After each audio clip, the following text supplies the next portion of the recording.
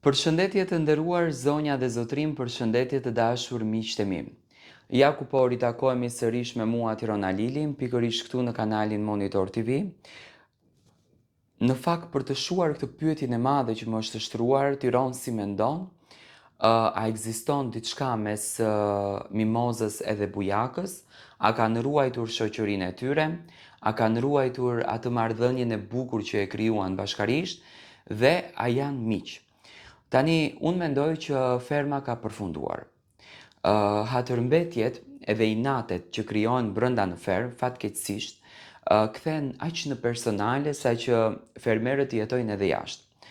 Unë mendoj që mes mimozës edhe bujakës nuk do të ketë shoqëri, sepse mimoza e përzjodhi që ta ketë mik më të afërt i lirin, e përzjodhi që të jetë më afër i lirit dhe u largua krejtësisht nga bujaka. Edhe pse bujaka, për mendimin tim, nuk është se ka patur shoqërinë me mimozët me tendencë, sepse mimoza mund të krijon tani një bindje tjetër, mund të thotë që për shembull bujaka, Sorgini, Kostana e shumë të tjerë janë afruar me mua sepse unë pas kam patur një influencë të jashtëzakonshme jashtë.